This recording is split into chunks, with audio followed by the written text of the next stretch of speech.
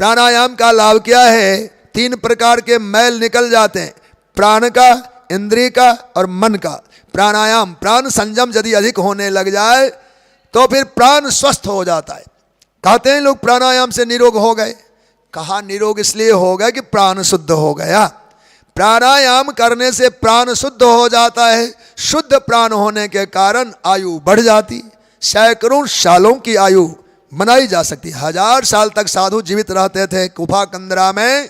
उनके खाने पीने का इंतजाम नहीं होता था, प्राणायाम के बल से। प्राणायाम ऐसा कर लिया, हजारों साल रह गए। तो प्राणायाम में बल है, प्राण को निरोग कर देता, इसलिए व्यक्ति स्वस्थ होता है।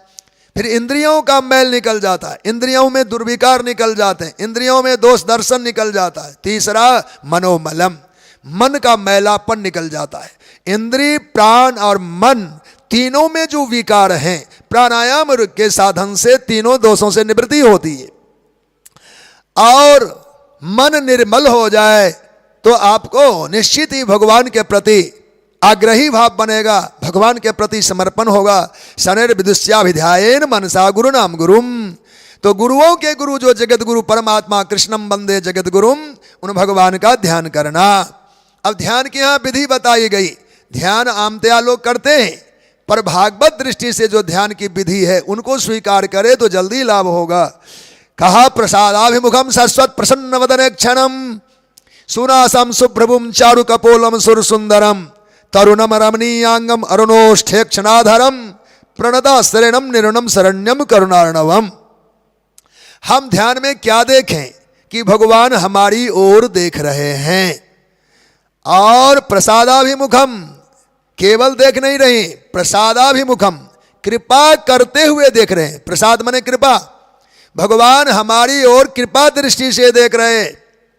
भगवान प्रसन्न है और उनकी आंखें करुणा से भरी हुई है।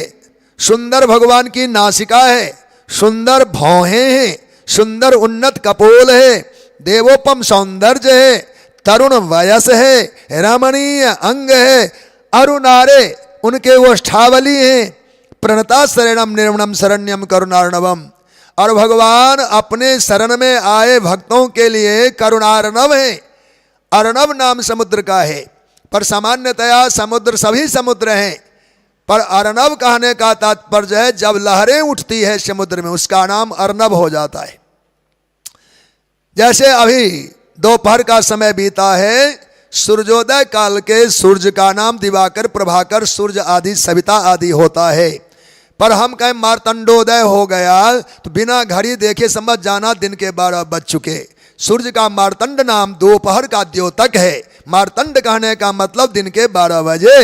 ऐसे ही अर्णव नाम समुद्र का है, वो समुद्र जिसमें लहरें उठी हुई हैं, ज्वार भाटा प्रकट हो गया है। तो करुणार्णवम, जब भक्त भगवान के शरण में आते हैं तो भगवान की करुणा की लहरें, भगवान की करुणा की लहरें भुजाओं के रूप में भगवान अपने भक्तों को बांधना चाहते हैं। लहर देखते किनारे की वस्तु को मिला के आप में ले जाते हैं। ऐसे ठाकुर जी विशाल बाहु, प्रलंब बाहु भगवान अपने भक्तों को हृदय से लगा लेते हैं।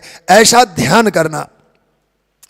भगवान के वक्षस्थल पर में श्री की शोभा है, भृगुपद चिन्ह है, घनश्याम वर्ण है, बनमाला की शोभा है, शंख चक्र गदा पद्म से भगवान भूषित है, चतुर्भुज रूप है, मुकुट की शोभा है जो भक्तों के हृदय को जगमगाए जा रहा है। प्यारे, ऐसे भगवान का तुम ध्यान करना।